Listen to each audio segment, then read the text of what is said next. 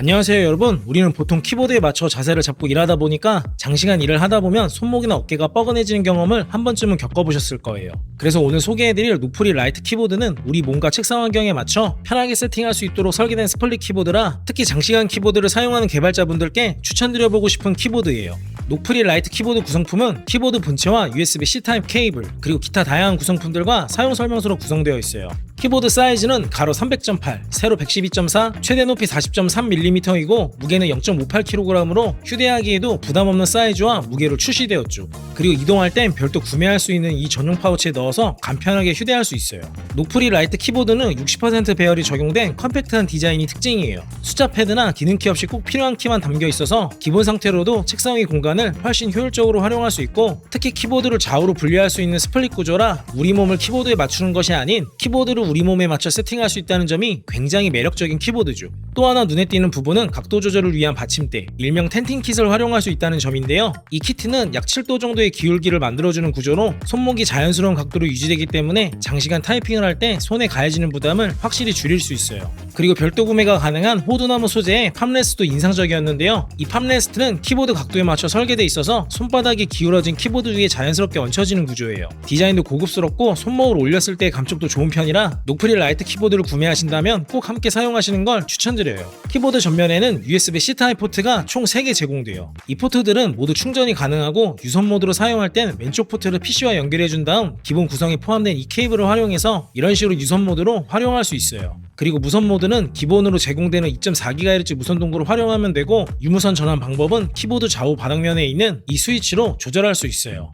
다음 노프리 라이트 키보드 키캡은 체리 프로파일 형태의 PBT 키캡이 적용돼 있어요. 소재가 PBT 소재라 내구성이 뛰어나고 번들거림도 덜해서 오랜 시간 사용해도 깔끔한 상태로 유지할 수 있죠. 그리고 전 특히 한글 각인이 기본으로 제공된다는 점이 정말 마음에 들었어요. 또한 노프리 라이트 키보드는 2개의 스위치 옵션을 제공해요. 먼저 화이트 리니어 스위치는 가볍고 부드러운 리니어 타입인데요. 키압은 약 40g 포스로 부드럽지만 기계식 특유의 타건감도 적절히 반영되어 있어서 타이핑 재미를 느끼기엔 충분했고 장시간 사용해도 손가락에 부담이 적어 작업용으로도 꽤 괜찮게 느껴졌어요.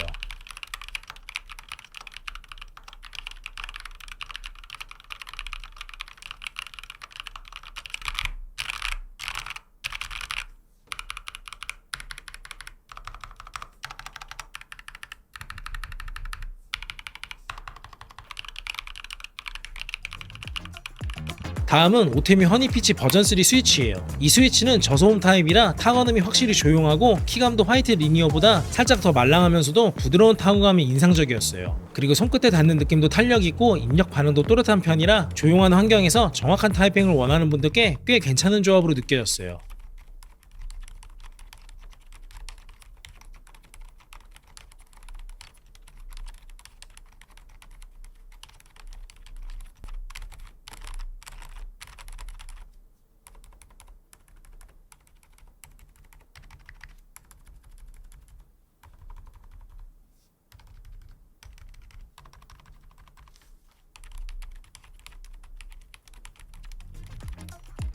또한 이 키보드는 좌우 분리가 가능한 스플릿 구조라 FPS 게임을 할 때 이렇게 왼쪽 키보드만 따로 배치해서 사용하면 마우스와의 간섭 없이 훨씬 쾌적한 플레이도 가능하죠.